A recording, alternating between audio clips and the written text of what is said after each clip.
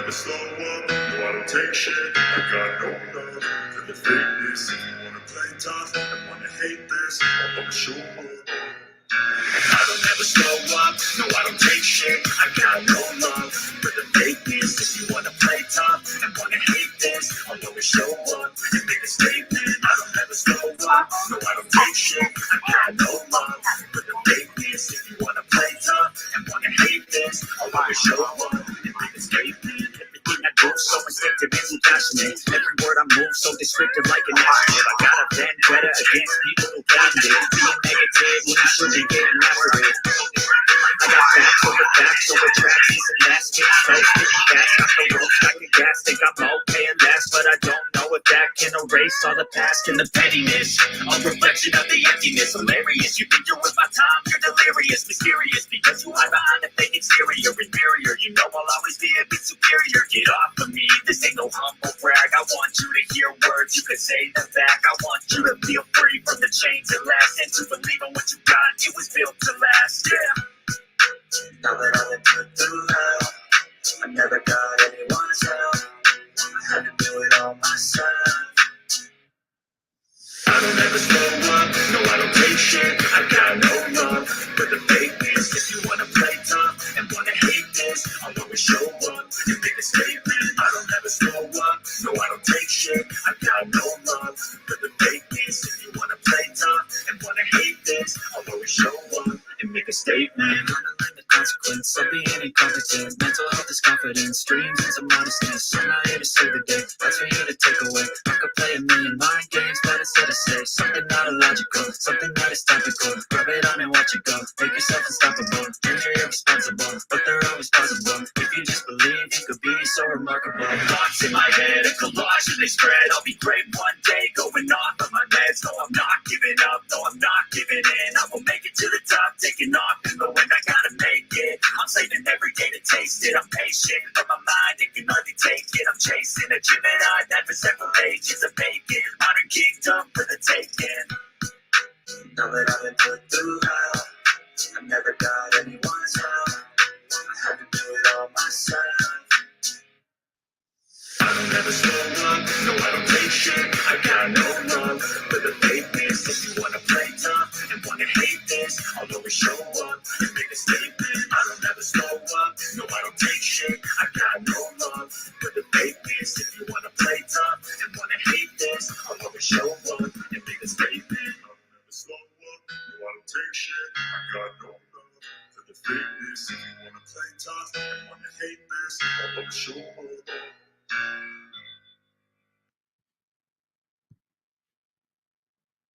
Step 1, wake up early, gon' rise with the sun. Step 2, get some good, some food in you. Step 3, think real hard about what you wanna be. Step 4, everybody just do your thing. Wake up, today's gonna be a good day. Wake up, today's gonna be a good day. Wake up, today's gonna be a good day. Wake up, today's gonna be a good day. Wake up, today's gonna be a good day. Wake up, today's gonna be a good day. Wake up, today's gonna be a good day. Wake up, today's gonna be a good day. Yo, set your affirmations, aspirations. I got shit to do, the aftermath of preparation. Good food, good mood, blood in circulation. One step at a time, yeah, that's how you make it. Set a goal you control and the steps you take them. I try to pick one thought, have some concentration. And if I make a mistake, it's called education. I try to do this every day, call it replication. Wake up, today's gonna be a good day. Wake up, today's gonna be a good day. Wake up, today's gonna be a good day. Wake up, today's gonna be a good day. Wake up, today's gonna be a good day. Wake up, today's gonna be a good day. Wake up, today's gonna be a good day. Wake up, today's gonna be a good day. So life ain't easy, yo, I think there's a reason though. Ups and downs, just like every different season, yo. Sometimes I'm high, other times I'm barely breathing, though. I always gotta fight and hide from the demons, yo. Negative thoughts are poison, they rot. Head full of flies, so here come the clouds. They'll never stop unless I can swap all the bad for the good in my head when I'm lost. Yeah, so I'ma fake it till I make it. Positive thoughts are overtaken, I got patience. One day at a time is how you operate a cadence. A flow, you grow, you show yourself a foundation. Stay away from all the shit that causes temptation. I know that I like to do it cause of sensation. I live my life in my head like a narration. Don't expect greatness, do my best, man, I'll take it. Wake up, today's gonna be a good day. Wake up, today's gonna be a good day. Wake up, today's gonna be a good day. Wake up, today's gonna be a good day. Wake up, today's gonna be a good day. Wake up, today's gonna be a good day. Wake up, today's gonna be a good day. Wake up, today's gonna be a good day. Wake up, really gon' rise with the sun. Step 2, get some good, some food in you. Step 3, think real hard about what you wanna be. Step 4, everybody just do your thing.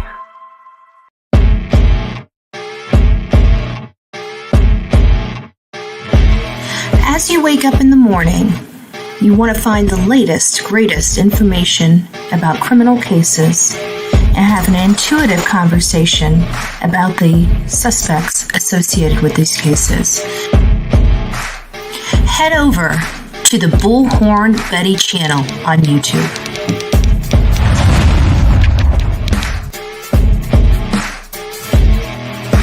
Get breaking news right here on the Bullhorn Betty channel. Welcome to the Bullhorn Betty Coffee Club. Enjoy your stay and enjoy your day.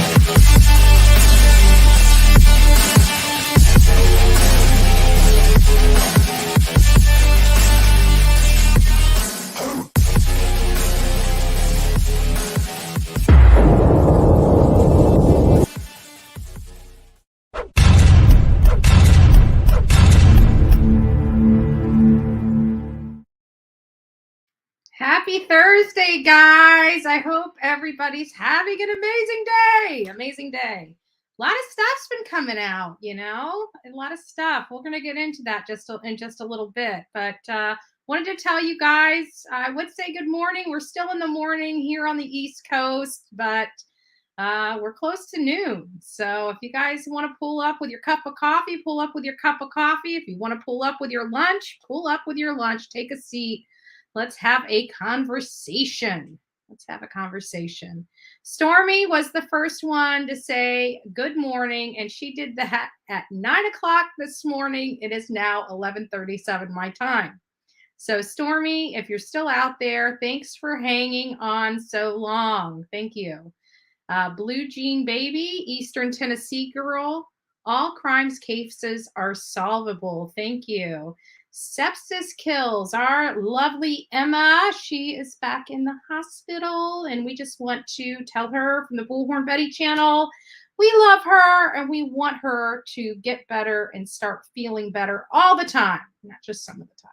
So Bullhorn Betty is present. Tattoo, thrifting, and coffee. Ooh, I like that.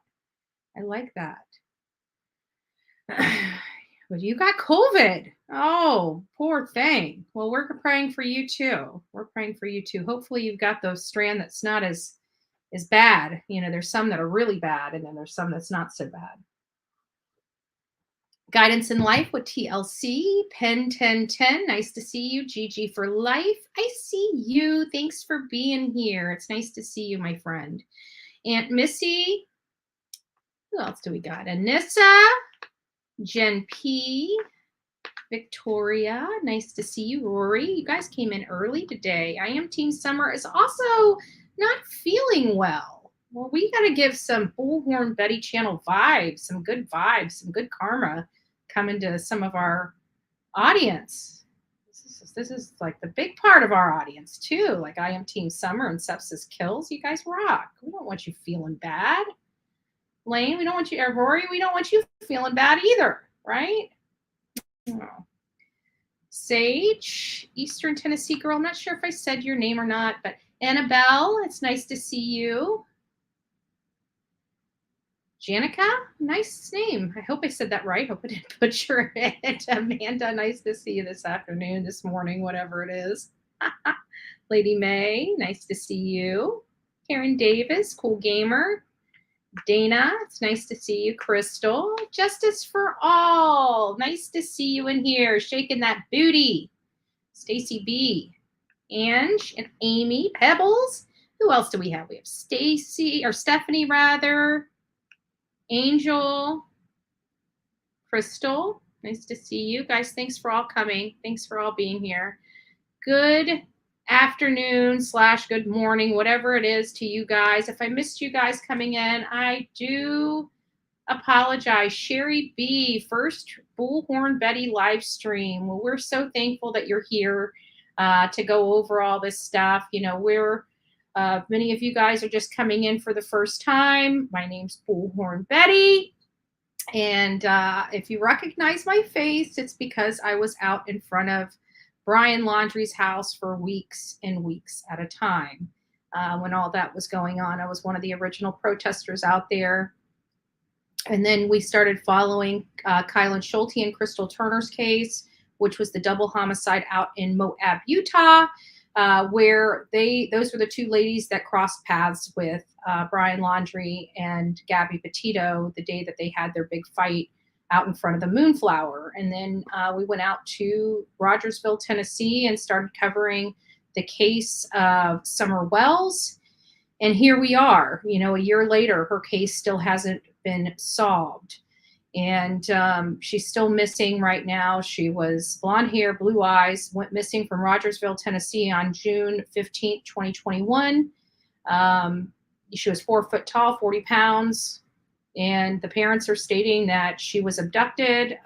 You know, people, the outside looking in, the majority of people, not everybody, but the majority of people believe the parents had something to do with it. And now that the case is kind of a year later, we're going back and reviewing some of the information that we had early on to see if there's any new stuff that we can take out of it. Because early on, we didn't know what we're looking at. We didn't know what to hang on. And as many creators are going back and diving into different interviews, things they haven't seen or things that they saw and just want to refresh themselves, they're getting different stuff out of those conversations that they didn't hear or didn't see at the time. And we're going to go over some of that stuff today. I've got Chris McDonough. Let me see what I got up here. I got an interview with Chris McDonough. Actually, I think I got 2 separate interviews with Chris McDonough and 2 recent videos of Jonathan Lee Riches, aka JLR, had some pretty big announcements that came out the last couple days.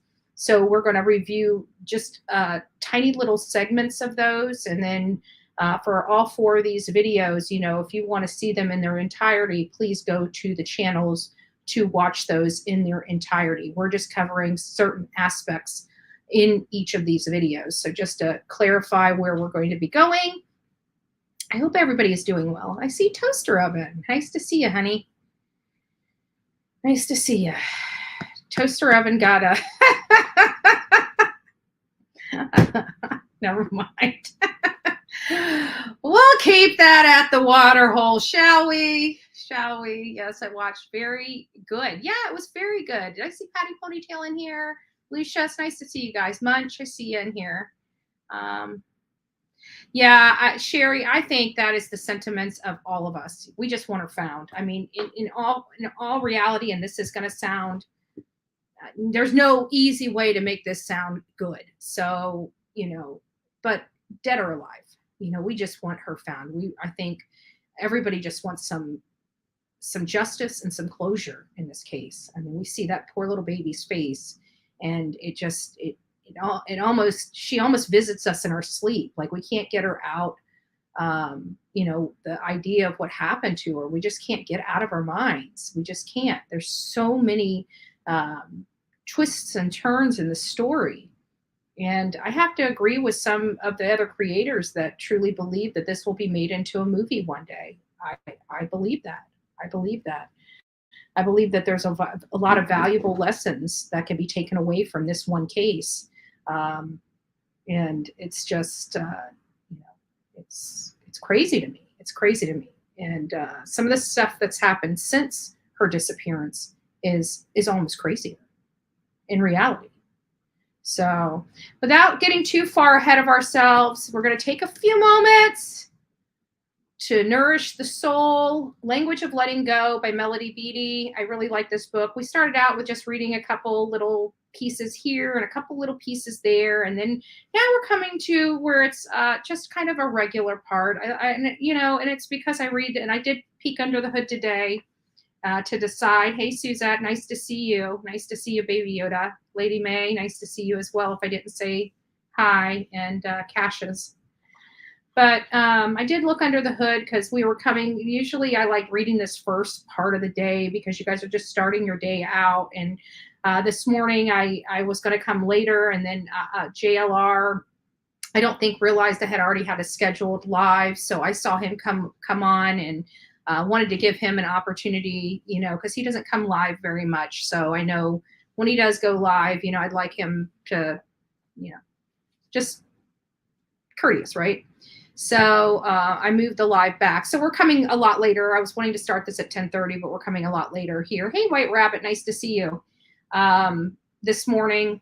But I'm glad I did, right? Because then I wouldn't have been able to watch JLR's video today. If you guys haven't had a chance to watch it, I recommend you guys watching it. I did grab a little segment from that as well this morning that I'm going to be playing on here. But again, if you want to see the entire live or the entire clip in which I'm playing, please go to those pages to watch it in its entirety.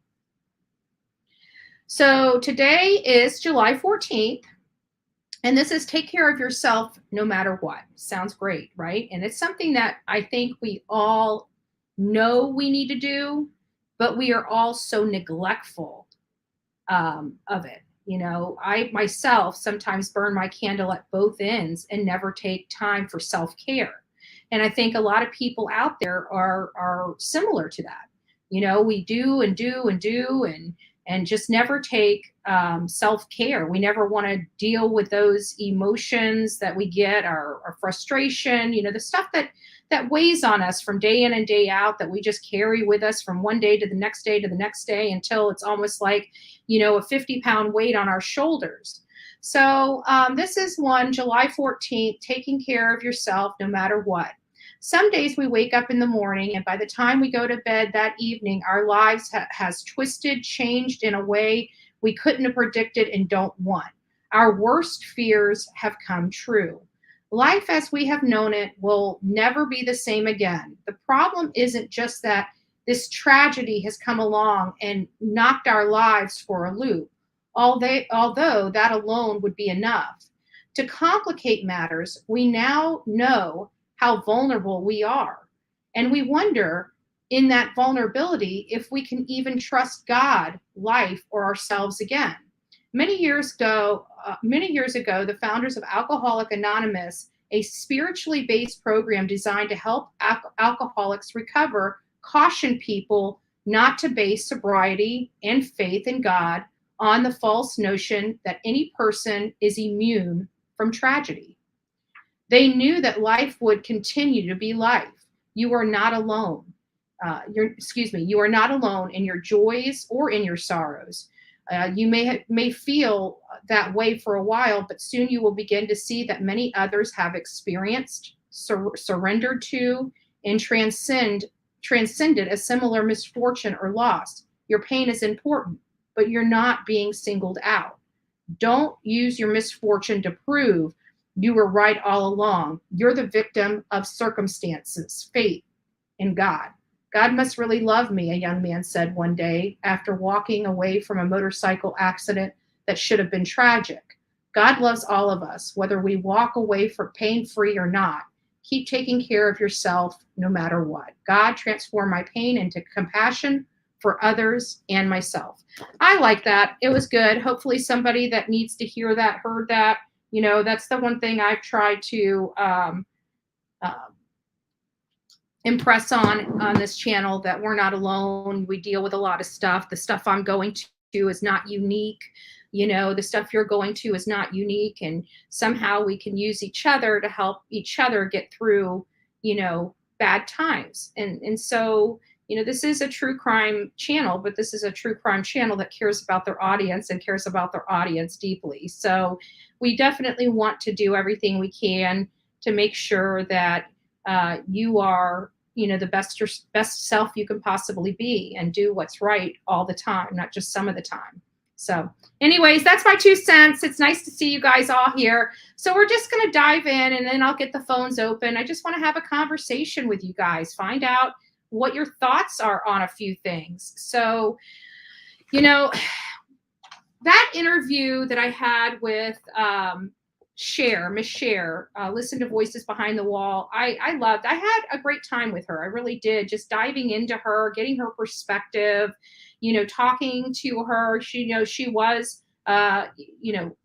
she had an in with Don early on in the investigation. She was able to get a lot of information from him that we're now able to pick apart many months later, along with like Chris McDonough and a number of other creators, MGL, Justice for All, I believe, was on MGL's channel at that time, or, paneling with her. I don't think you had your channel quite yet.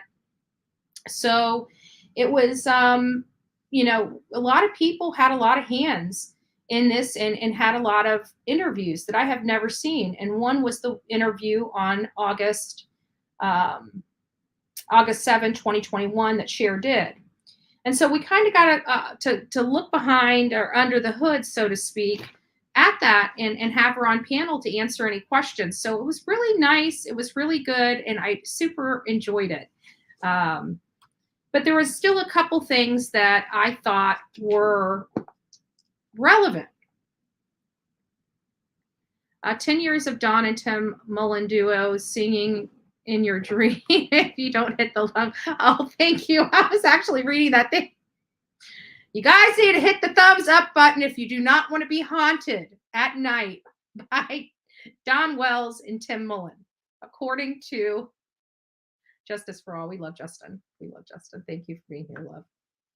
Oh, hey, Sherry. Hope you're doing well. That's so funny.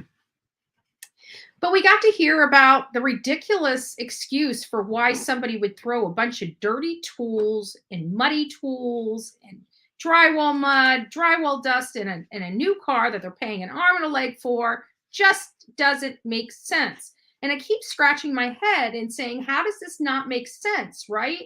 And then I remember Don B recently coming out with him thinking that this is planned. And, that June 15th was somehow planned because something may have happened either earlier or later. Or, I don't know. And then you start looking at all these weird things that happened the day of June 15th, and you're really looking at this. I'm trying to was this planned? Was this not? In my head, I'm weighing everything out, trying to disprove or approve, or prove, not approve, but prove that this was either planned or wasn't planned. Not just for the audience, but me personally. I want to formulate a great opinion based upon relevant facts, right? Any creator wants to do that. But it just worries me, because the more we peel back, the more we're listening.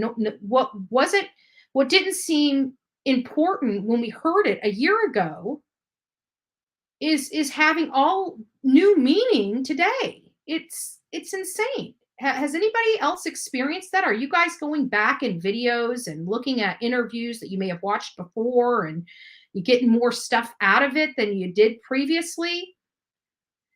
JLR did that. Let's take a look at what he found. And this is relevant information, in my opinion. This goes straight to the timeline that we've all been trying to piece together ourselves for the last year. And it's like, just when we think we have this stupid timeline down, we hear something, and now we got to squeeze something else in it. I mean, the timeline itself was Swiss cheese to begin with. There was room for them to plug stuff in. But we hear some really, really interesting language coming from Don in this clip on JLR's segment and his page. And if you guys want to watch the full live, he went live yesterday. This is based upon his full live. The title of it, let me just pull this up for you. Why is it that not working? Let's see here. Oh, because I'm hitting the wrong button. I'm on the wrong page. Let me try it now. 6. There we go. And he found this. I mean, this was something that we all heard. We were there all recording when this was recorded. Now, I remember exactly the moment that this conversation was recorded, and I remember how busy we were. And I think the problem was we didn't catch it. But he did. He went back and started reviewing some of his old content and things. At least I assume that's what he did. And he came across this and heard it again. And it was probably glaring at him at this point. But when this was recorded back in January, we weren't hearing the same thing. And this is a perfect example of what I'm talking about. So let's listen. Because this has not been revealed. This has not been revealed. So I'm going to play a tape of Don Wells, a conversation that we had, a little bit of backstory about this conversation when I was with Molly Golightly. Respect Molly Golightly, a friend. We were communicating together with Don Wells, having a conversation. We had many conversations with Don Wells. We were able to record these conversations. For the last couple of days, I've been going back, reviewing these conversations, picking up on new stuff so that I he didn't went back pick and up on reviewed before. And I'm surprised I did not hear this before, or we just overlooked it. And sometimes that's what it takes. Sometimes it takes going back to old tapes and reviewing, and then you pick up on something, just a little grain of information that could be really key here. Really, really key. So I have the recording here. Let me spin it around. I'm going to play this right here. I'm going to play this twice. And here we go. And let me know what you guys think. Well, not only that, CPI wanted me to work over the timeline and make sure of every detail. Right. Candace was missing some things because she was so upset and she forgot, well, okay, well, I've done a little laundry. And then I fixed lunch. She left out just a couple details that have fucked up the timeline. So did you guys hear it? If you guys watched JLR's live yesterday, you guys probably all picked up on this, at least on this go round, right? One is Don is stating on the record that TBI and law enforcement has come back to him multiple times and said no matter what they do, they can't get their line right, their timeline right. And so now they got to go back, and he even goes as far as to state that the law enforcement had him told him to go meet with his wife and get a good timeline down, because what they've given them is not, they can't get it to work. So then he's got to go back, and now you're hearing them throw in, oh, well, I did laundry. I have never seen or heard that woman do laundry before. But hey, today on the June 15th is another time when they decide to do laundry, something that they don't normally do. They choose to do this particular day. And then we have been talking about this for literally a year. I have been bringing up, at least for the last 7-8 months, when did they eat lunch? I have been complaining about how they had to have been out of the house in order to get grandma to the hospital. They had to have left the house around 7:15, 7:30-ish to get her there by 8 a.m. If she got there at 8 a.m., right? We're basing our information off what was reported to law enforcement. And who reported that to law enforcement? Candace, Grandis, and Don, right? So we're relying off of their statement as to what happened or transpired that day. Now they are at this point in their story where there's a bunch of holes in it, and they've got to fill this stuff in. Now we're hearing laundry. Now we're hearing lunch. But I have been saying for literally months, when did this child eat? When did this child eat? And even in the Chris McDonough interview, and she talked about going to Sonic, he specifically asked her, did you get something to eat, or was it just the slushies? And she said it was just the slushies.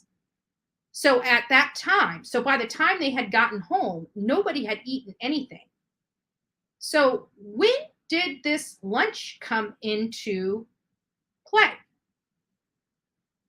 Was it before or after they planted the plants?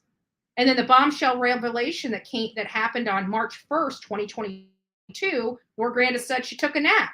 So did they eat lunch when Grandis was taking a nap? Was Grandis over there eating lunch with them? Did Grandis help with lunch? Where did they make lunch? All those questions that JLR had brought up in his live are a lot of the same questions I think many of us have related to this new revelation of the only time we have ever heard lunch brought up in that entire day was on this one tiny little 2 or 3 second, 10-second clip, right? We've never heard of it before. We've never heard of it since. So curious as to what you guys think. Do you think she ate lunch? Do you think she prepared lunch? Now you're talking about a woman that we have learned over this entire time by multiple people. So it's corroborated information. That means it's true. That Candus doesn't cook. She doesn't know how to cook. So what lunch was prepared that day? What lunch was prepared that day? But that's not the real reason why I'm here today. That's not the topic of our conversation today. Topic of our conversation today is what happened to Summer, right? Where is she? Was she for sale? Many people have brought that up. Many people still to this day believe that statement. So I was going over a lot of interviews on different channels, different platforms, not just one, not just, 2 or 3 different creators. I literally have gone over multiple interviews going back. One interview that I went through just recently, this morning, as a matter of fact, was on Chris McDonough's channel. On Chris McDonough's channel, and he was with Steve Johnson. Many of you guys, love and respect Chris McDonough, but many of you guys also love and respect Steve Johnson. We've learned about Steve Johnson on the interview room. He's very knowledgeable. He has a great craft, and we believe, his assessment of what's going on, his assessment. Always remember, Justice, I was one of your first supporters with Precious Little Baby. Aw, Anissa. You can't have her, Justice. You can't have her. She's mine. Just joking. Yes. And what does Lady May say? And other channels are saying they found this lunch. I'm like, really? Yeah. Nobody has touched on this lunch. Like, I can tell you, I've never heard it. After all the videos, I still am going through videos and still have never heard anybody talk about Candus or anybody else in that household making lunch or making any food on that day. Never heard it. And I challenge anybody out there that has heard, send the link, send the YouTube link, the date, and where it's in that reel, because I'm curious about that. I've never personally heard it. Was quite shocked when Jonathan brought it on and did a live about it. I had no clue. And actually, some people had reached out to me and asked me if I knew what he was going to be. What this brown. I'm like, no, I'm going to be finding out when you guys find out. So let's just listen to this, because I found this to be interesting, because this was many months ago. I want to say like 10 or 11 months ago, many months ago, that he had this conversation with Chris McDonough. And right then and there, at that point, I should have known. Many of us should have known, but hindsight's 2020. Like, we didn't see what we see today back then. And Don was basically telling us at that point the cops are honing in on him and Candus. Honing in on him and Candus. Way back when. Everybody's saying they're not suspects, they're not relevant, they have nothing to do with it. Why is everybody picking on Don and Candus? Well, we're not the only ones, folks. We're not the only ones. Let's take a listen to this this Chris McDonough. I'm probably going to stop it a little bit. Conversation starts. So we're going to start right about 15 minutes in, which I think we're right there. So let me pull this up, and I'm going to pause it. And I'm trying to decide. Let's see here. Guys, as I'm doing these segments, let me ask you by a show of 1 or 2. So 1 is do it, 2 is don't do it. Would you guys, when we go through these segments, would you guys like me to stop when I'm asking you guys questions and allow you guys time to call in and have your question or statement heard between each of these breaks? I've got 1, 2, like 3 different, maybe 4 different topics I'd like to hit on here on this live. So would you, if you guys want me to stop between each of them to let you guys call in, press 1. If you want me just to have you guys call in at the end, press 2.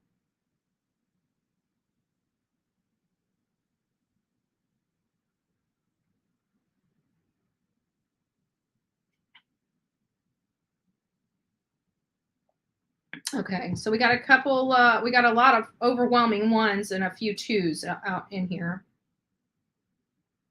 Okay, so what I'll do is we're going to listen to this clip. I will pull it back. I will talk to you guys about it, and then we'll open the phone lines up for this clip. And then after that, I'll close the phone lines down, and we'll go to the next one, and then I'll open the phone lines back up. So if you guys have any questions or anything like that, you can call in. But don't call in until I tell you to. We're not quite ready for call-ins yet, and I don't even have the phones open yet. So just sit tight. Let's get to this clip, and we'll go from there.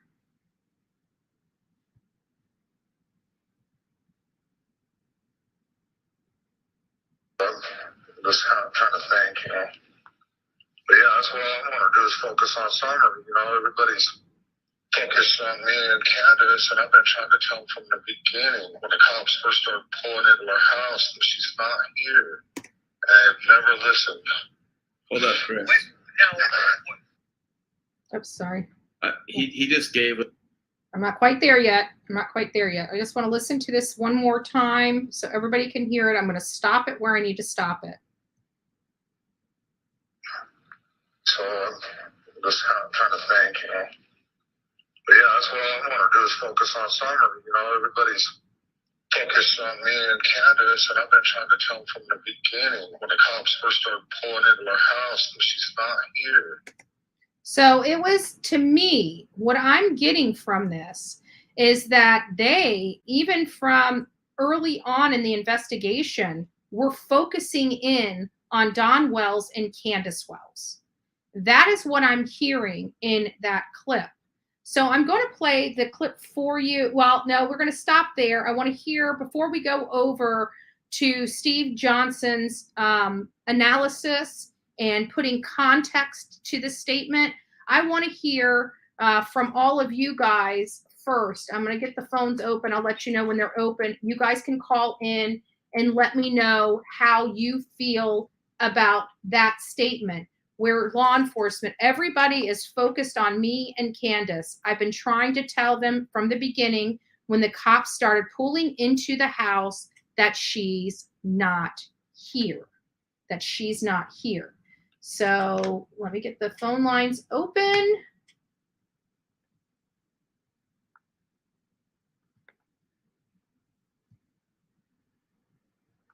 And the phone lines are open. So let's discuss just this aspect of it. Everyone is focused on me and Candus. I've been trying to tell them from the beginning when the cops started pulling into the house that she's not here. And they never listened.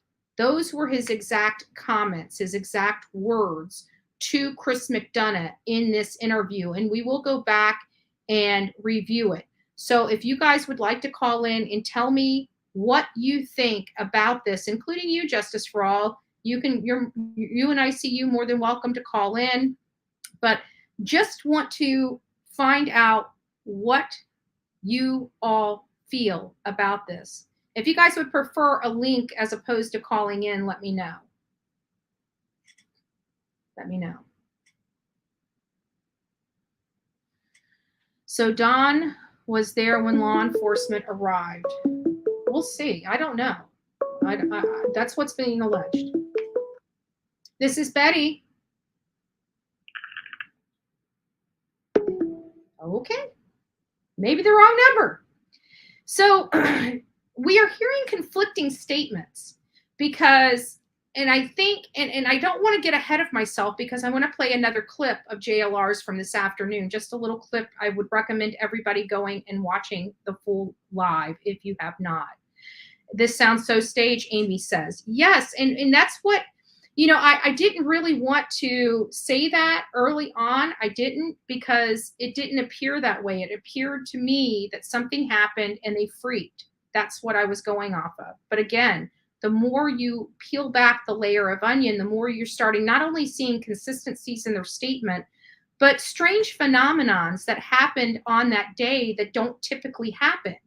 And then when you start looking at all these weird coincidences, it makes you wonder, are they truly coincidences? Or is there a bigger plot, scheme, something of that nature going on? I'm not ready for that yet. I'm still standing by my original assessment that something bad happened that day. The parents freaked and handled the situation very, very, very poorly, which now may result in them spending a really long time behind bars. That's what I still believe happened. You know, there are things that are going on that I'm finding that are really working on that, where there are a few things that I'm now, where I wasn't on the fence about, that I'm now starting to be on the fence with personally. But my original assessment, I haven't come away from yet. I haven't come away from it yet. Don knows Summer is not on the property from the get-go, Sandpiper says. Yeah. But that does dive in. I've got 2 videos that I've already got. I didn't want to release those yet until after my live. So I'm going to be releasing 2 videos later this afternoon for you guys to watch them. And one goes right into talking and diving in a little bit more on the dogs, because I think the dogs might be important in that very statement. She was not on the property. And it makes me wonder, did they go were they with Summer? This is Betty. Betty, thank you for taking my call. Good morning. Good morning. How are you? I'm fine, thank you. Yes. I saw a clip from Prayer Garden where it was with Chris McDonough, a little clip a couple nights ago, and she's walking with Chris to the house, and she said the boys were with her, and then she looks to the ground and she whispers, "But not Summer." And it's a very interesting clip. And I was wondering if you could look into that. And then I was also wondering if, when she says she was doing, when Candace says she was doing the laundry, was she washing evidence? That was another question I have. But that clip with Prayer Garden was very interesting. And you can hear it, but she kind of whispers it. Under her breath. I beg your pardon? She whispers it kind of under her breath. Yes. Okay. And if you could show that clip at some point. Yeah, I'll probably have to do it tomorrow because I haven't watched Prayer Garden, so I'll have to go find the clip. If somebody else has the link that they can email me, that could be a little easier for me. But I'll definitely play it tomorrow. Okay, you have a good day, and I'm just hoping and praying with the rest of you folks that Summer Wells will be brought home. Absolutely. We want her Thank you back. for your hard work. Thank you. Thank you so much. God bless. You're welcome. Thank you. So Prayer Garden has a clip. How many people have seen that Prayer Garden clip? I have not, but that would be another thing that would really paint a picture in my mind. You know, that's an important clip. And what was the context of her having that statement, making that statement? I would like to hear that as well, but very interesting, very interesting. So everyone is focused on me and Candace, and I've been trying to tell them from the beginning when the cops started pulling into the house that she was not here, and they never listened. They never listened. Those were the statements from Dawn. So let's go ahead and get back to the clip. We'll hear it in its entirety. Oops, that means I got to listen to a commercial. Give me just a second. I feel like I'm spending way too much time dealing with other people's problems. Oops. I accidentally hit the wrong button and it went back. So I hate when that happens. So let me just pause this here. We're going to go back to the beginning of this statement and play it for everybody again so everybody can hear it in its context. And we're going to, instead of me stopping it, we're going to go ahead and move on to Steve Johnson's context, and then I'll stop it after that and we'll have a conversation about that as well.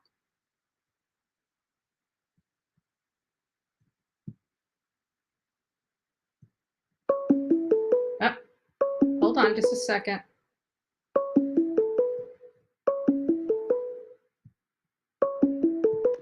This is Betty. Hi, this is Virgo Sub. Oh, nice to finally hear you. How you doing? Good. Did you get a chance to watch the video Meet the Flockers? Yes, I did. The churches, I think they're involved in SA, and I think Tim Mullen is a big part of it. Yeah, we've been diving into Tim Mullen a little bit, and he's a creeper. It seems like. I mean, doesn't have any charges or anything like that, but just an odd duck. Everybody should watch that on Enchanted Life Path.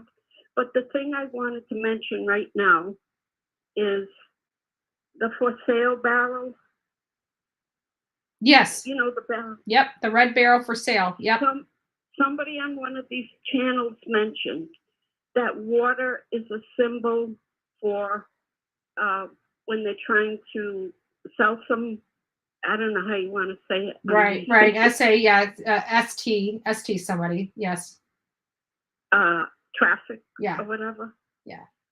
And she was shown climbing rocks at a waterfall. And she was shown swimming in that pond. And there may be other instances of videos with her near water. Yeah. That's it. Yeah, but there are some truths in all of that, but how often if I went back through my childhood photo album, I would probably find some similar photos, of me. And not for sale. Yeah, not in front of a for sale sign, but you never know. I might have been in front of one of our yard signs or yard sale signs. I mean, I don't know, but that was a little odd for everybody to be outside in the rain and stuff like that. But I try to, look at it from all perspectives. And that's why there is the for sale with a question mark on the thumbnail, is because we are talking about that. We want to know, is it possible? I guess everything is on the table. It is possible, but unless she's being flown to California, according to Don Wells, that would be the only place he would know about how to go that route. I think it's probably local. Yeah. I mean, it's possible, but, I don't know. I guess I don't want to ever think that for a child, I think it's thank you for taking Yeah, thank you. Thank you for calling and call back again. I love it. Thank you. Thank you. Bye-bye. So another perspective, in front of that rain barrel, that's been brought up many times. What does that mean? Does it have any relevance? We're looking at this in such such scrutiny? Was that just an innocent little video in front of a barrel to let people know? Because if we recall in Dudley's interview, he stated that, you know, he was selling stuff on Facebook Marketplace. Was that just a barrel so people knew that that's the place to stop? To go there, you know, for the stuff, the garbage that they were selling on Facebook Marketplace. I don't know. I don't know. It's an interesting perspective, though.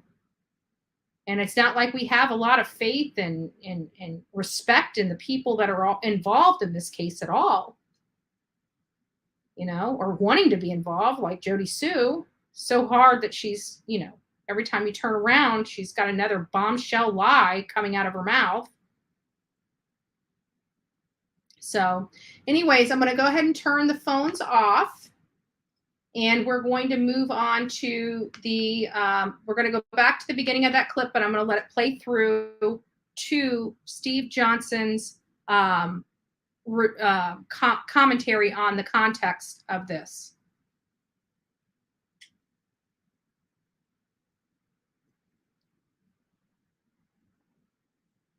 So I'm just kind of trying to think, you know. But yeah, that's what I want to do is focus on Summer. You know, everybody's focused on me and Candace, and I've been trying to tell them from the beginning when the cops first started pulling into our house that she's not here. And I've never listened. Hold up, Chris. He just gave us context that we need to understand moving forward. He said, everybody's focused on me and Candace. And so, you know, this is, you know, this interview is taken place quite a while after, you know, Summer's gone missing, and he's been questioned a lot, and he's feeling the heat, he's feeling that pressure, and he says everybody's focused on me and Candace. So that's important for us as we go through this, because we have to take that into consideration, that there's going to be a little bit more sensitivity in his language. We might see more of it than we would normally expect, because he knows that he's being questioned, and his statement is going to be a bit contaminated now because of all the questions that have been asked to him. He just kind of let us know he's going to kind of gear his what he says towards the questions that have already been asked previous to you asking questions. So what do you guys think of that?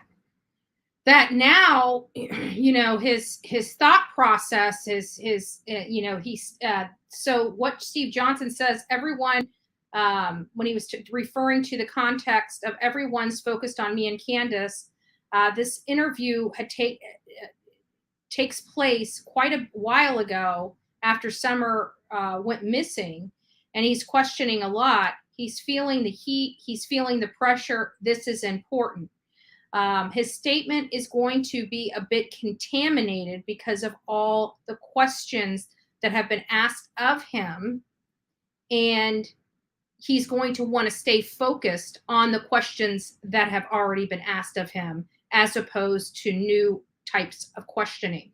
What do each of you feel about that? How does that, what do you think about Don's statement? What do you think about him having law enforcement, TBI, FBI, and Hawkins County breathing down his neck, you know, wanting to know these questions? And then he comes out and states, for the record, you know, basically he's tired of them looking at him, and he wants to make this about Summer. And this again was early on, August 8th, which is kind of funny because I didn't mean for this to happen like this, but we were just covering a interview from August 7th yesterday.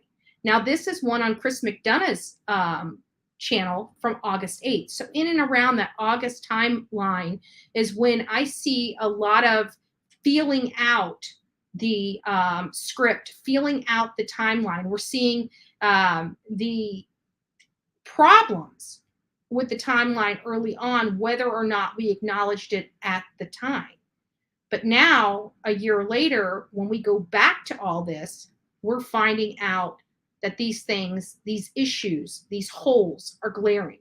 So I'm going to go ahead and open the phone lines back up. Oh, I didn't do that. And hear what you guys have to say.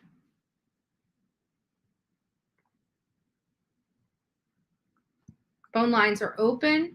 There's too many suspects and so many possibilities. Jaded says there's too many suspects and so many possibilities. I try not to guess anymore. It just baffles me and breaks my heart for Summer. If anything, their neglect is some way cause of this. Yes, I agree with that, Jaded. Thank you.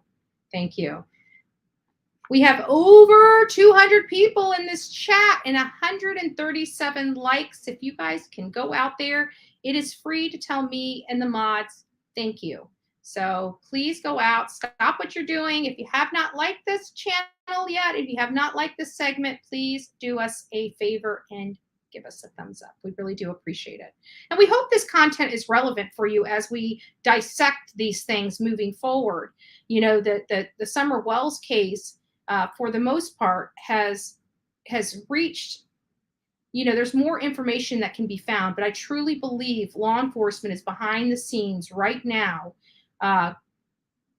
fixing this case so much so that it can be taken to trial. I pray that that is the case. I'm hopeful that that is the case, but I don't know. I don't know.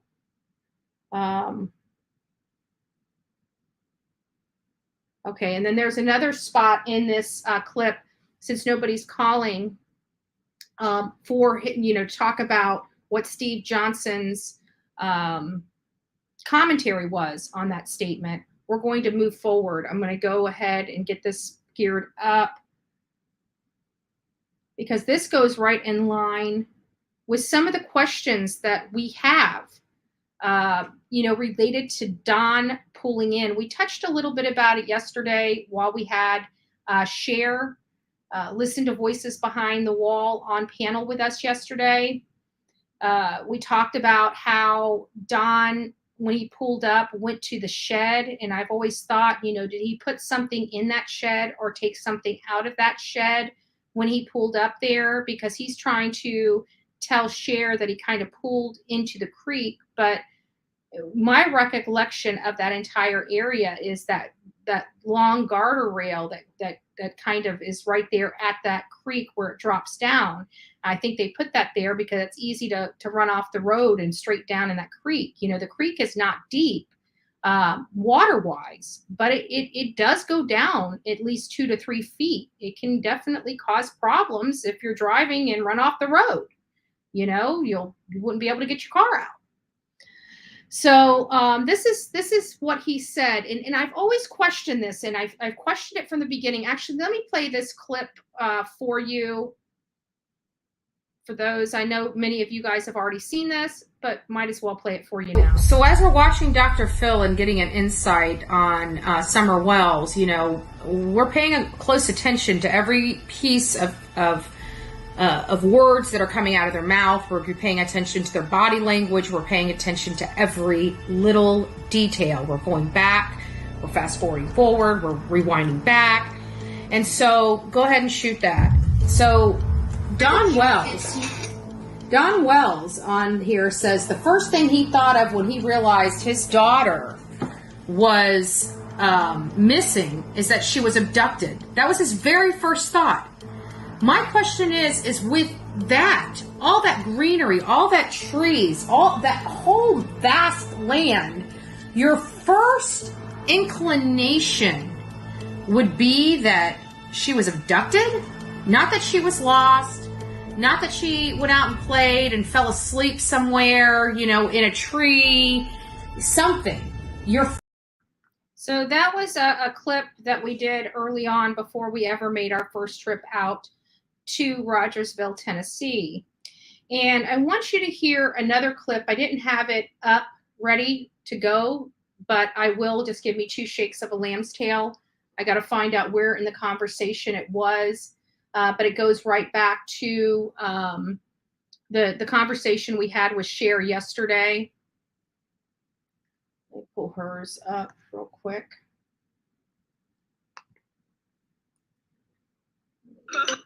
Oops.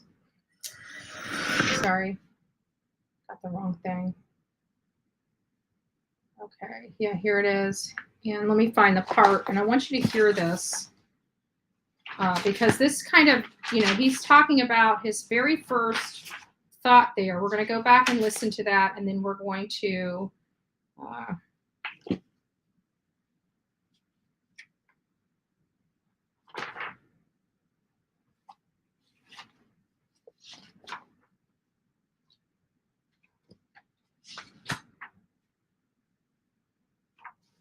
I know I wrote it down. Just give me a second.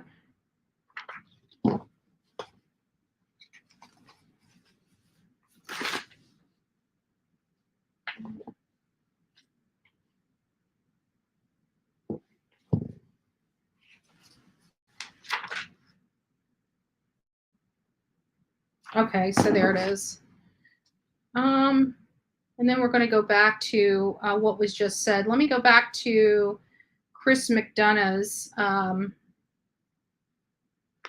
me go back to Chris McDonough's statement here real quick, and then we'll go into this other one so you guys can see the differences. Okay, 1845. Okay, here it is.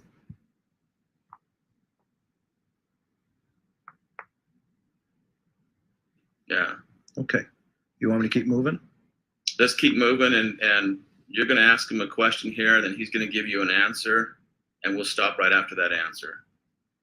Okay, sounds good. What do you? I know you feel that way. So what's brought you to that? Why are you at that? Well, I knew. Oh, sorry, it was. I knew as soon as I pulled up. As soon as I pulled up, I didn't get a call back from Candace. Saying, "Oh, we found her," and I come all the way out from Jonesboro, and I probably made it in 30 minutes at least, if not faster.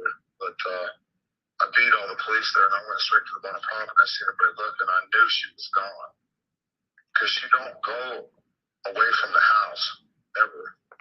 So I'm going to stop it there, and then I want you guys to hear this one.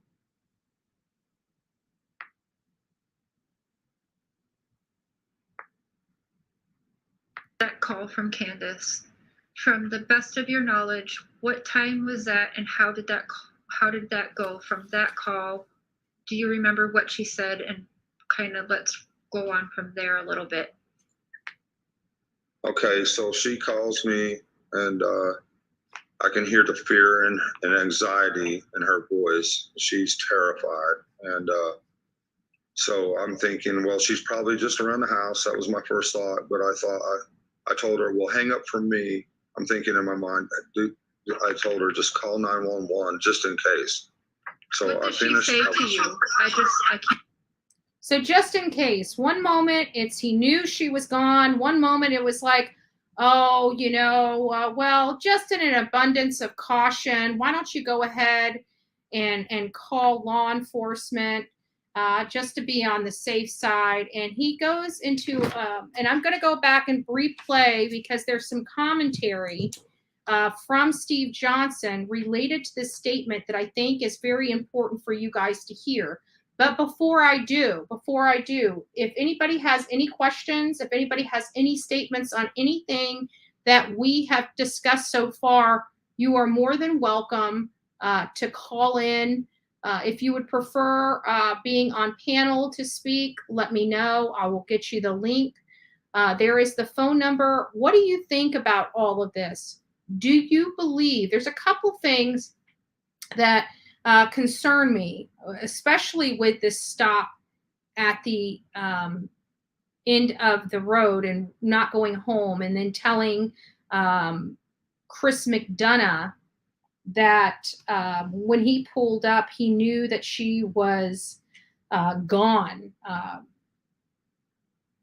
Right then and there, he knew she was gone.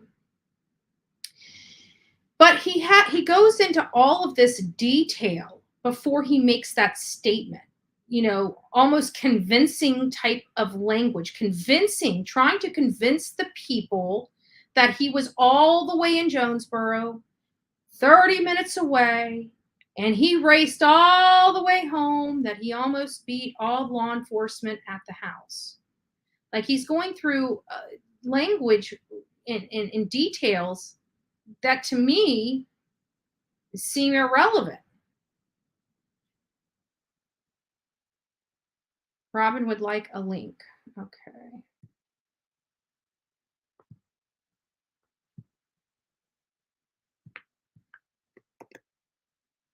There's a link. But I'm curious about this. What say you about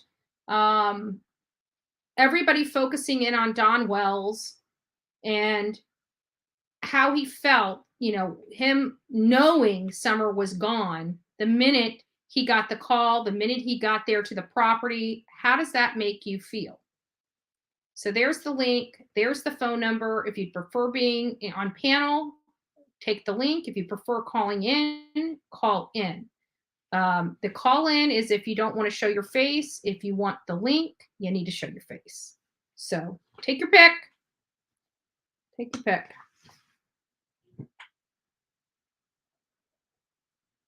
He lays out blankets so he can lay on it. I'm not sure what that might be coming into a different conversation. I already knew. Birdie, by the way, hi, Birdie. I hope you're doing well. I already knew she was gone. Maybe he said that because Candy already told him that. Yeah. Good point. Good perspective. Absolutely. Absolutely. Something happened that day. And I, when I first started going out there, I didn't believe he would had any involvement in anything. He was at work. That's what I was told. When I get out there and I start questioning people, his timeline of being at work that day is called into question. It is called into question. So I'm curious as to whether Don Wells was home that day or not. He's definitely slipped up enough with the last time we saw her, that it makes me feel that he may have been home and present during all this and actually left the house as part of his alibi. I am starting to believe that. So Janica says he knew because he handed her off to someone. Footprints at the bottom of the driveway. Don picked her up, in my opinion. I think this happened before the 911 call at Betty. And as far as the footprints at the bottom of the driveway, this is the first time people have told me about footprints on other properties in and around that area, but it was only one footprint. I did not hear about the footprints at the bottom of the driveway. So, a little curious about that. I'm here, sweetie. Hello. 90 degrees by the pool. They are guilty of sin. As my granny used to say, they are very ugly in the eyes of God.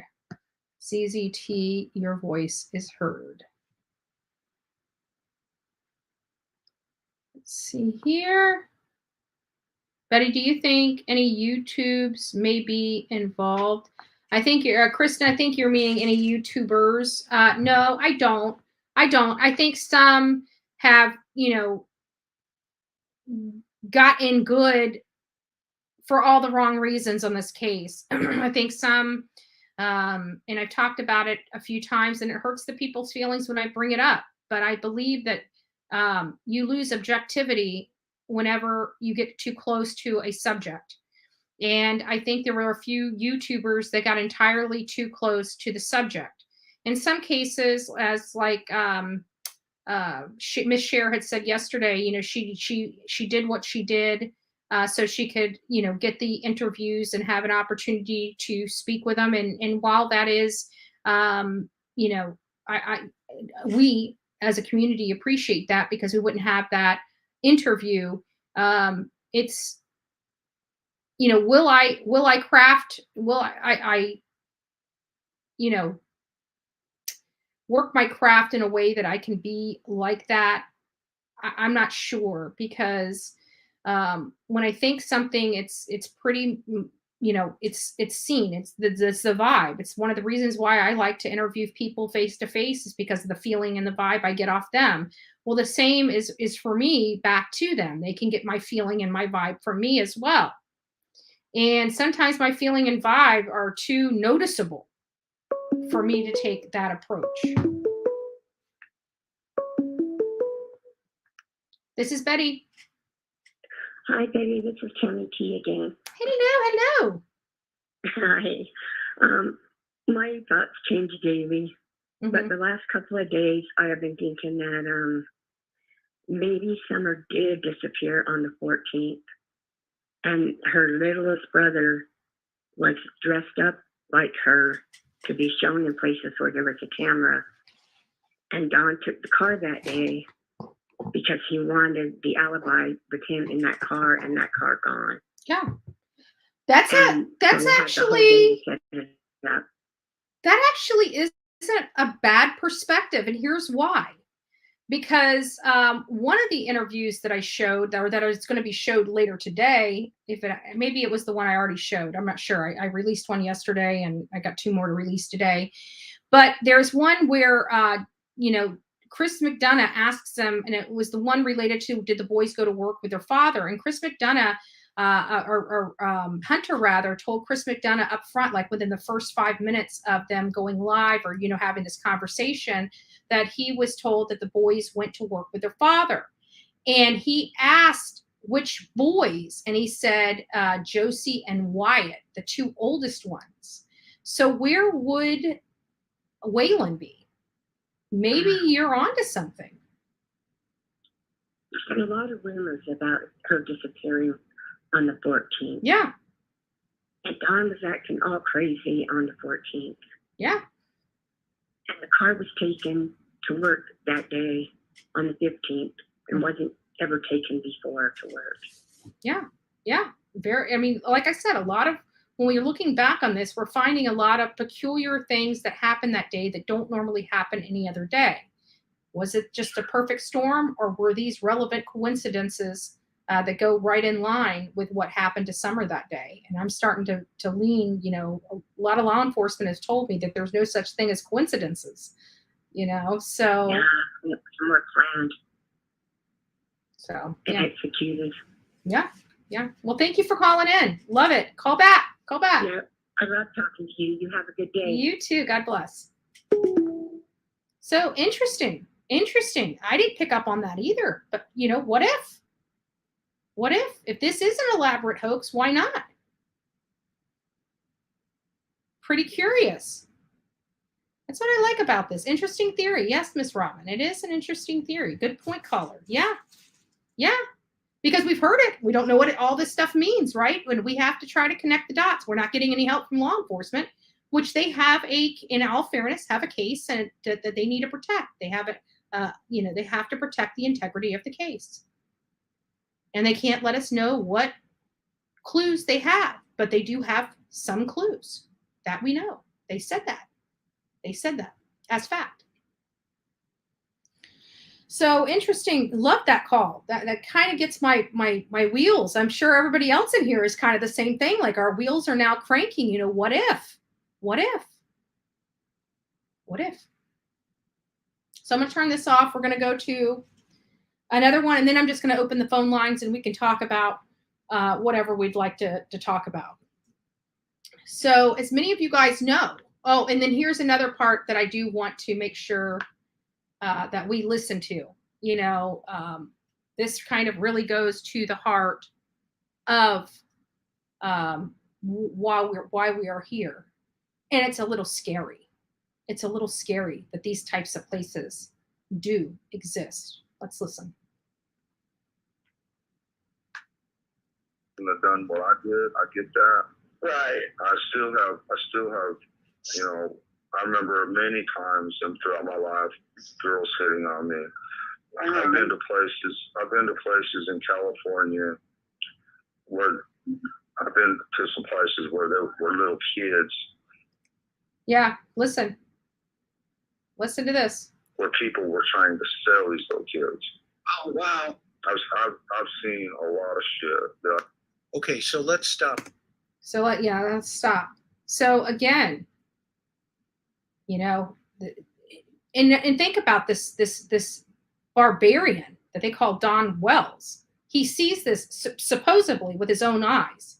Do you think he picked up the phone one time to help any of these little kids? Do you think he lifted the phone? Did you think he tried to be a savior of any child that he saw in California? I don't recall seeing him on a witness list. So he has children, knows of this place, was there.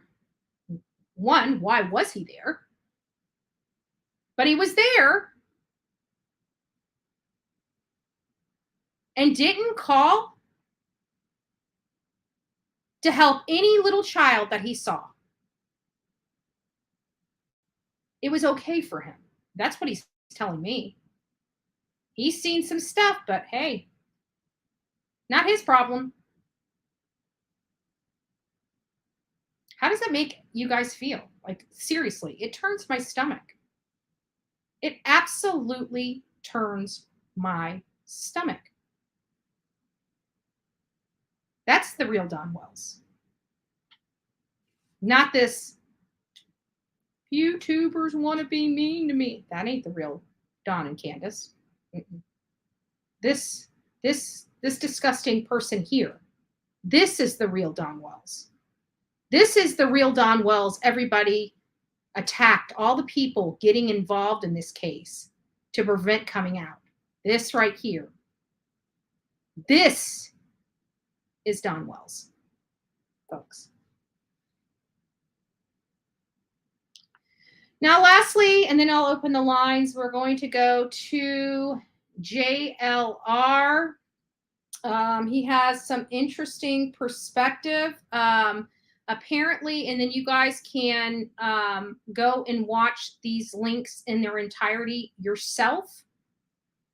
But this is right here, and I don't know why I have this time pegged. I can't remember it. I didn't put notes down, so I apologize. So I'm just going to listen to it, and then I'll probably figure out what I was trying to say. So either way, here you go.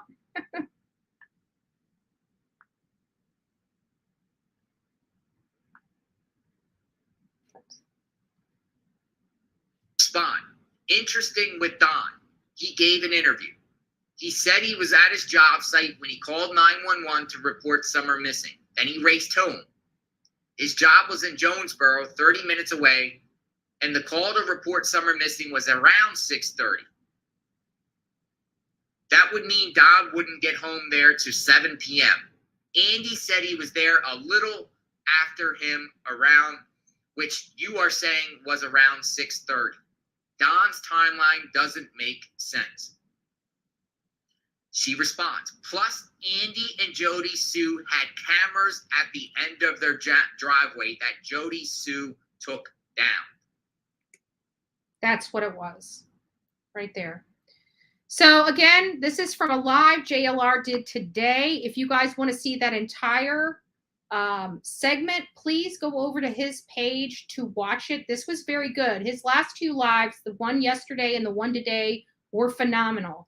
He found the addition of lunch. We found out on March 1st, the addition of a nap for Grandis. Now we're finding out that Candace made lunch, but she never cooks and never makes the kids any food. And those kids are starving by the time Don gets home. And we hear Jose's statement about, nobody in that house cooks. So who made the flipping lunch? But apparently it was added to the timeline. So we need to look at it, right? It was added to the timeline based upon Don Wells' own statement, because he had to go back and tell law enforcement what happened, because they can't make the timeline work. Law enforcement looked at this timeline, tried to put everything in place, and their timeline's not adding up. So they had to go back and add some information into the timeline. Then we're talking about him pulling up from him, going out of his way to tell Chris McDonough that he has all of this, that he rushed home 30 minutes. Let's listen to that again. And we're going to get Chris's comments on that. I want to hear that again for my knowledge. Let me go back here to the right spot.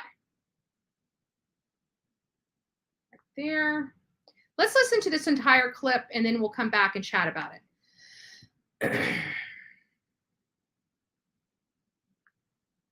Yeah. Okay. You want me to keep moving? Let's keep moving, and you're going to ask him a question here, and then he's going to give you an answer, and we'll stop right after that answer. Okay. Sounds good. What do you? I know you feel that way. So what's brought you to that? Why are you at that? Well, I knew as soon as I pulled up. As soon as I pulled up, I didn't get a call back from Candace saying, "Oh, we found her," and I come all the way out from Jonesboro, and I probably made it in 30 minutes at least, if not faster. But I beat all the police there, and I went straight to the one apartment. I seen everybody look, and I knew she was gone. Because she don't go away from the house, ever. And that's why. Go ahead. Yeah, well, I just knew. I knew right then, that very second, that she was gone. Okay, what? Do you want me to stop that? Yeah, let's stop right there. Let's listen to what Steve Johnson has to say. I'm actually not feeling warm and fuzzy about this answer, and it kind of bothers me. And here's why. There's a couple of things going on here. First of all, he says he's talking about all this. He's giving us all this extra information that is really not necessary about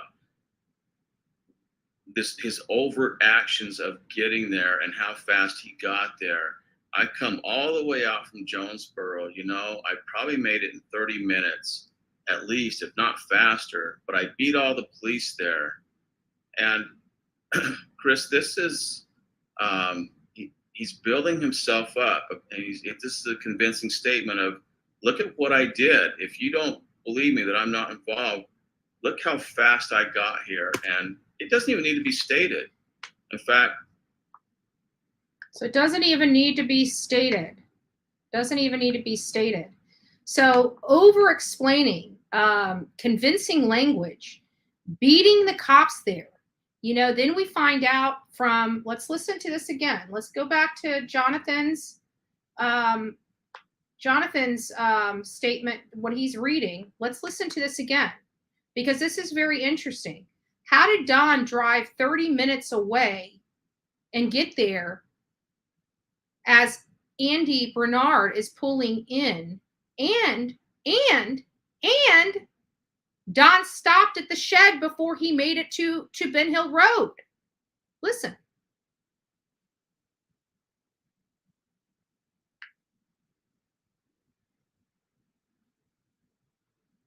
Can't remember whose it was, though.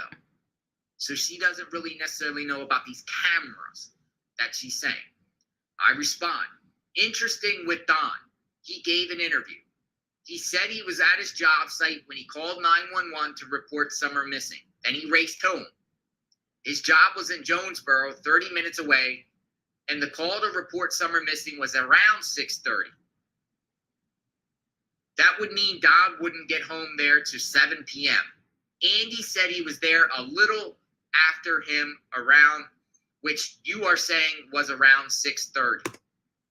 That, to me, is a problem. But it goes in line with Don B's statement of showing us the map of how far away Washington County is from Ben Hill Road, which is not that far. Jonesboro in Washington County is further away. But to cross the line to get to Washington County to dial 911 is not that far away. So I wonder, where did that 911 call come from? How in the world could Don be pulling in the house shortly after 6:30 when we hear that the call came in. Let's look at what TBI says. Let's go back to the TBI newsroom and find out when that call came in. TBI newsroom, Summer Wells.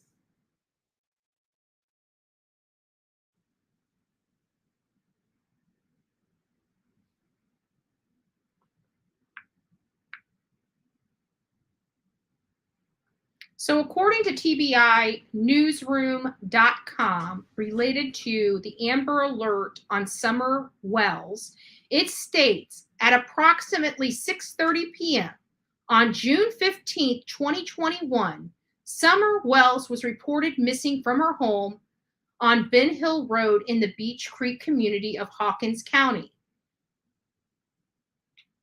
6:30. So how in the world can Don make it there before or right behind law enforcement?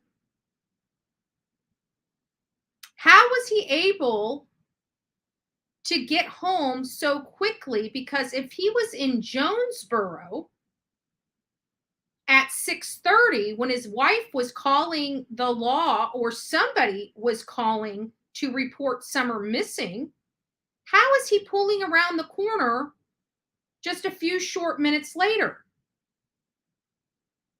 This does not make sense to me. Very crucial stuff. This is important to me. This should be important to each and every one of you as well.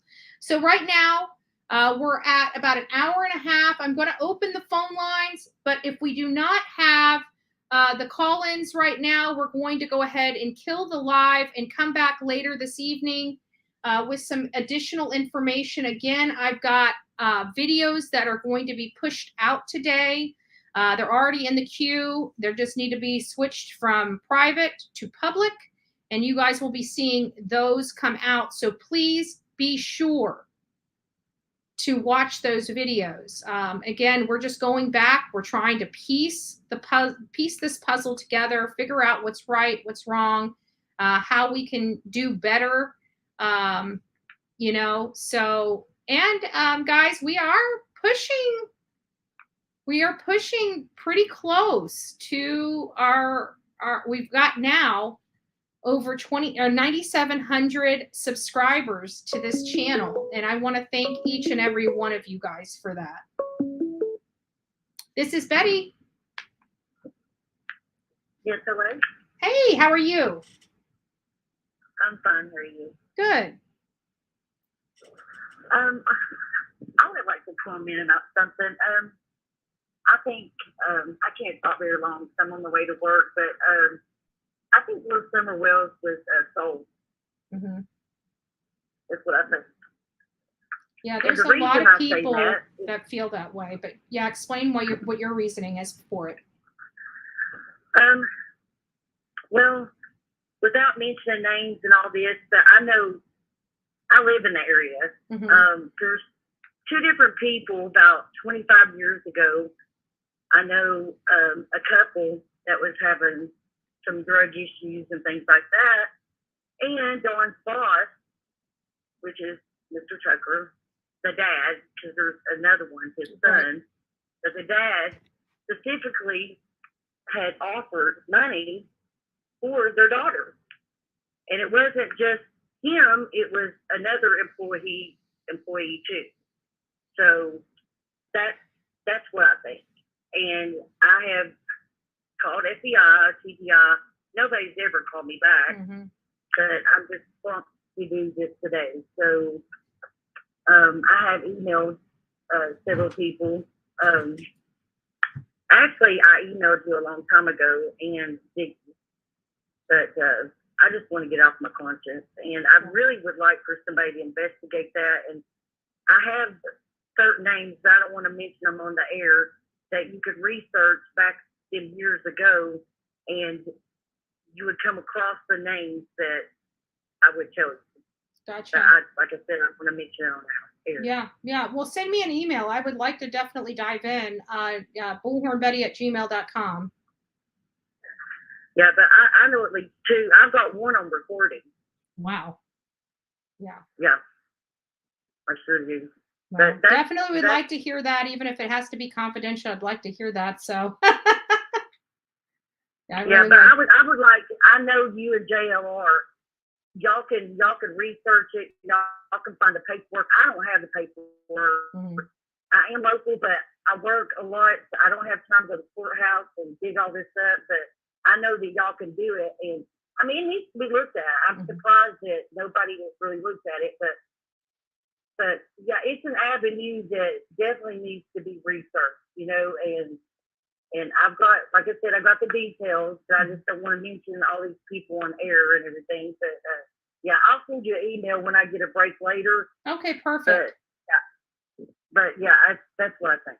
Awesome. Well, thank you. Thank you for that tidbit of information, and I'll look forward to your email. Okay, y'all have a nice day. You Thank too. you. Bless you. So again, more information coming out. People believe that something happened to Summer. Could something grave happen to Summer, or was she illegally adopted, or something more nefarious? Something more nefarious. Is your Gmail all lowercase or uppercase? It doesn't matter, Charlotte Ann. bullhornbetty@gmail.com, cap locks or lowercase is all the same. This is Betty. Hi, Betty. This is Crystal. Can you hear me okay? I can hear you perfect. Thank you. Okay. I was just wondering if you have looked into, remember back when Jody Sue first said that her monster boyfriend or whatever, he was running around in the yard and having this big fit when this happened on the same day on June 15th? No, I don't remember that. But she said for some reason her boyfriend, Andy, he was like just upset about something else. And I'm thinking, well, now she says, well, ask Andy what kind of substances she's giving to the kids. So I don't know. I feel like, what if she didn't even hear a scream? Because she knows she was sedated, so she wasn't be screaming. And she just said that to make it, just to throw people off. It's possible. I don't trust anything that Jody Sue that comes out of her mouth. There was something about her early on that didn't resonate with me, that didn't hold truth. She was never a significant person in what I was doing. I know some people believe that she may have had something to do with, either like an accessory before the fact, an accessory after the fact, and there are some people that I highly respect that believe she could be involved. And, but I just never thought she had any significance, and still don't. Well, it just seems like this. She just says the weirdest things. Like, why would you say these things? Like, why would you say, ask Andy about the drugs? Like, because she wanted the views. She wanted to take the views that night away from him. She wanted to have some bombshell information. She wanted to have her clicks, ratings, and views. She is doing this for money, period. There's no ifs, ands, or buts about it. Everything she does has a monetary. She could be like, I don't know, have charges pressed on her for just inducing panic. Like, Andy's selling drugs to all the kids around here. Yeah. I mean, I can just say that out, and told everybody that. And I mean, not even everybody on YouTube, because people around that neighborhood are watching. He could be attacked right there in the neighborhood, not even on YouTube at all. Just, I don't know. Very weird. I truly do believe about her screaming around the yard and all that stuff. Yeah, I never heard that. That's the first time I heard it. Now, I'm not saying that we didn't hear it early on, but there's a lot of stuff that early on in this investigation I forgot about. And why I'm going back to review all this enormous amount of stuff is because there's so much, you got a year's worth of content to go through. To go back to the beginning. I don't know, maybe we should go back and look through that, because I don't know if they were drugging the kids, maybe he accidentally gave her too much, and that's why he was screaming. Because maybe he is a terrible person, but he didn't want to kill her. Right. Yeah, but I was always told that Andy was actually on camera at work at the time Summer disappeared, and I've got the text messages between him and Jody Sue where she's asking him from like 3 o'clock on when he's going to be home, and he was saying he was just leaving work around 6 o'clock.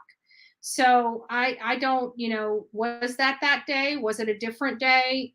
Was it later that day when he came home? Okay, what if he did give the drugs to the parents, and then he knew that was his drugs that killed her? Mm-hmm. That was, I don't know. Yeah, but I still think, I'm wondering, because we still have to look at the fact that, Dudley and Jackie Dobbs talks about Don Wells' state of mind the day before. Did something happen to her Sunday night going into Monday, or Monday into Tuesday as opposed to Tuesday? Mm-hmm. It's all, to me, it gets more convoluted the more we dig in. I wish that the day that they had stopped, that Allie said, well, she's seen her in the truck, but she was sleeping. She said, could I, go see her? And she said, no. I wish she would have just went and seen her. Yeah, me too. I don't know. Yeah, me too. And she said that in and of itself was odd because Candace has never told her that before. And even when Summer has been asleep in the past, she's always popped up and wanted to see Allie. Yeah. So I found that quite odd, and I asked her twice. This has never happened again. She's like, no, it's never happened again, and we've never seen Summer again after that day. So, Yeah. Just sad stuff. All right. I just wondered if you do, maybe you'll remember that later. I don't know. It might be a little clearer.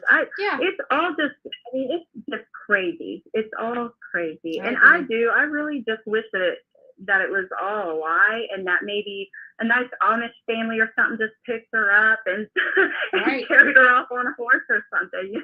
Yeah, exactly. Exactly. Yeah. And that would be the ideal. And, I don't know. We wish somebody would have came there and saved her from that environment and saved her. We're all hopeful that would be the case, but we all also know that that's, a pipe dream in some respects. And we still never want to lose hope, but it's hard to believe that they left the boys, that they just went and got the little girl and left the boys, Something definitely unsavory happened. Well, all right. Well, have a good day. Thanks for your input and your perspective. I love it. Please call back again. All right. Thank you. Thank Bye-bye. you. Bye-bye. So yeah, that's just some crazy stuff. Thank you. I am Team Summer. Just a simple thank you for being you. Oh, I love it. Thank you so much. I appreciate it. So,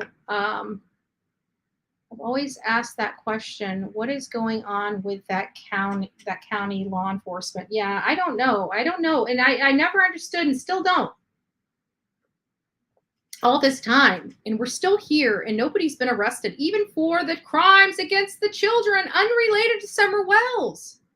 The condition of that house, no doors on the door in the house, no drywall around the bathroom. This is Betty. Yeah, hey, Betty. This is Terry speaking. Hey. And hi. I was going to comment on the milk, the photo on the milk jug. Sure, go ahead. And I think that milk has been in there for a while because it don't have any kind of condensation on it. Right. Yeah. And that's what I was noticing too. It just didn't, you expect the bottles to sweat, and there was no, I didn't see any sweat in the, the pictures, but again, the photo itself was pretty grainy. So it had to be doctored up a little bit with some high tech stuff to make it a clear image. So did it lose something in that process? Who knows? That or it's very old, and I wouldn't want any of my kids or animals to drink it. Yeah. I'm not too sure about that. Right. But another thing, on the Don Wells thing, my theory is, okay, when that little girl was in the basement, and no stranger would come up them woods, you know, not knowing what they're doing, you know, and I think Dawn came up, got her, took her back down there and did something with her. It is possible, because I'm telling you, there's just something in me that's screaming that Dawn was not at work when all this stuff was going on. That I do believe was concocted at a later point in the day. It seems so strange. And I was looking on another case, Dior Cunt or whatever his name is, and the little boy that got ate by a bear. And I'm like, well, that couldn't happen in the summer, because I don't think there is bears in Tennessee. There are. They're black bears. They're, just to clarify, there are black bears. I did speak to a neighbor, but he said with the black bears, when they sense you, they run the other way. They're more scared of you than you are of them. However, the black bears that have cubs will maul you. But he also said you would know it. You would see it. You would hear it. It would be very gory. It'd be very horrific. It would be very quick, but law enforcement and search dogs would have picked up on the spot where it happened. Yeah, because if any kind of animal got her when she was alive, you'd hear a lot of screaming. Mm-hmm. And one more thing, when Candace kept saying, well, the cops told me not to say anything or go look for it, you know what? This whole county would have to tie me down if that was my daughter, because everybody in my neighborhood, every news station, every police station would know, because I'd be out there screaming every day. Yeah, and many of the audience here in this panel, we did a panel on that very specific topic. If law enforcement told you not to search, would you go in the house and not search, or would you formulate a search party and get your butt out there and search? And 90-something%, I believe it was, maybe it was, I'll have to go back and look at it, but it was between 80 and 90% of the audience, our audience here, would have formulated a search party and went out there. So the majority of people would do that. Yeah, because I was telling my boyfriend, I said, geez, you know, I got major health issues, but, you know, if I had kids and one of my kids went missing, I'd go out there regardless. Yeah. And good luck. Absolutely. I couldn't agree more. I couldn't agree more. I've met a lot of people, you know, this is not our first missing person case. You know, we've covered a lot of missing persons case, Kathleen Moore, Ruth Cecala, Paola Miranda. All these people formulated search parties to go search for their missing loved one. And we just, you know, we haven't heard from Paola Miranda Rosa, which is this gal right here. I had here. This gal right here. Oops, go the right, right here. She has not yet been found. She has not yet been found. We went out there searching for her in Osceola County. Can you believe that her family has a search party searching for her again July 17th? In just a few days, they're going to be out there searching for her yet again. Yeah, so I don't understand Candace. And I think she's 100% guilty. Right. Right. And Grandis. Hey, another thing, one more thing. Sure. If Candace Grandis is suspects, why are they allowed to leave town? That is a good question. I think because they haven't been charged, they haven't specifically been charged. I think that they can only hold them for so long before, you know, they're allowed, you know, without charges. There's not a whole lot you can do, but they have to. If it's my understanding, they most likely have to keep in contact, or at least let law enforcement know where they're going to be. But I think that law enforcement has a good handle on where everybody is in this case. Okay. You know, I truly do believe that. I believe that they're under the microscope, and I believe law enforcement, whether it be the FBI or TBI, knows exactly where every single person that needs to be known where they're at is at. At least I hope. Well, it's been good talking to you, and I Absolutely. love your channel, and God bless you for Thank you. everything that you do. Thank you. Thank you so much. God bless you. Okay, bye. Bye-bye. So we've got a call. We got enough time for at least one more call before we sign off. I'm going to be off for about an hour, and we're going to do something a little different this Thursday. So I'm going to come back, and we're just going to hang out. We're just going to chat about wherever the conversation goes. I'm just going to open up the panel. I'm going to open up the phone lines, and we don't really have any agenda for the next live this afternoon in about an hour, maybe 2 hours, about an hour or two. I'm going to come live, and there's not going to be agenda. There's not going to be an agenda on where our conversation goes. We're just going to have a conversation. We're going to, if you want to talk about Summer Wells case, we'll talk about Summer Wells case.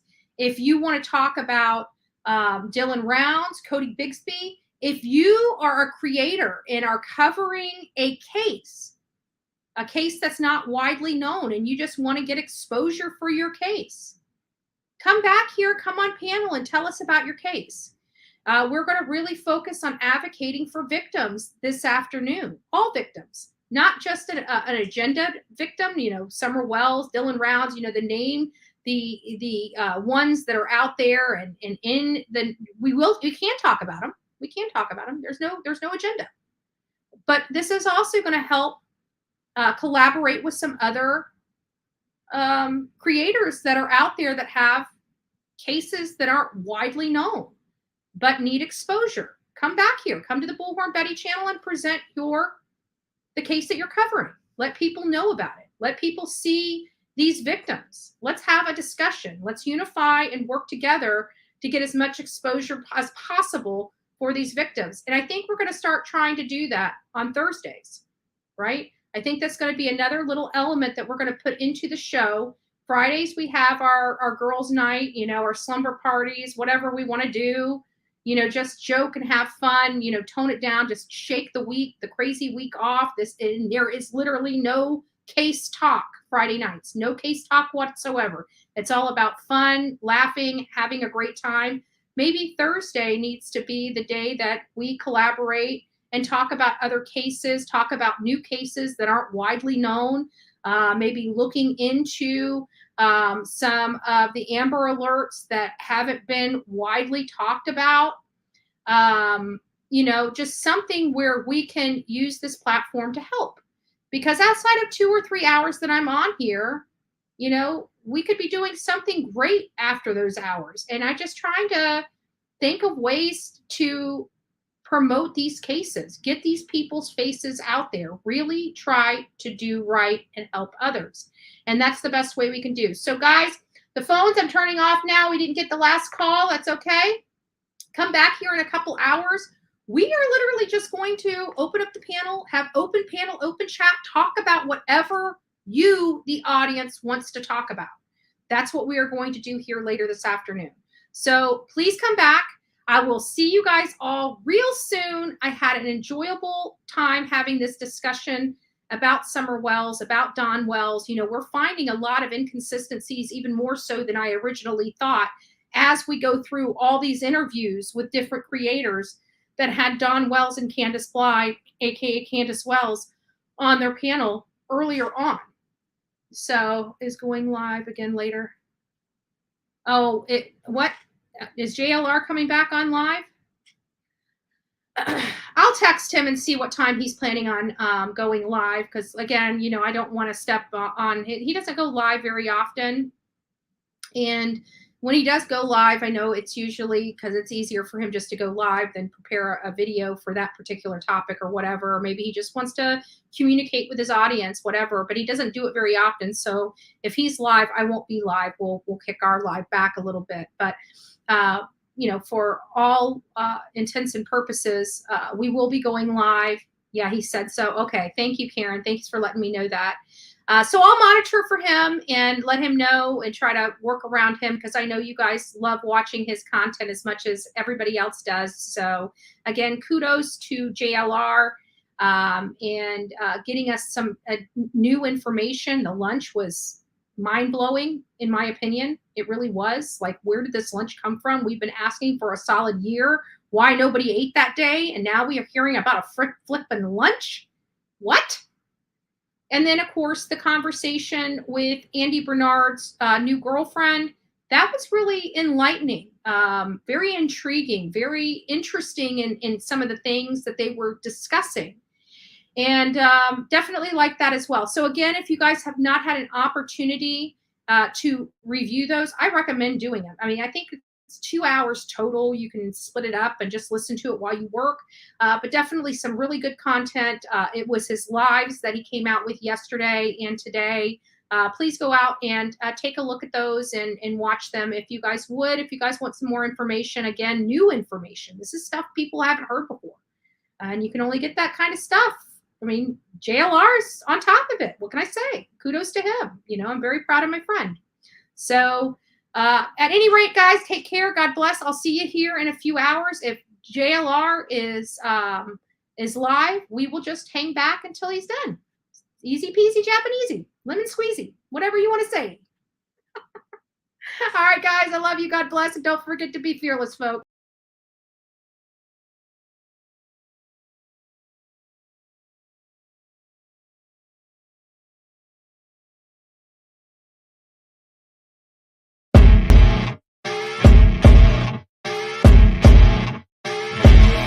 As you wake up in the morning, you want to find the latest, greatest information about criminal cases and have an intuitive conversation about the suspects associated with these cases. Head over to the Bullhorn Betty channel on YouTube.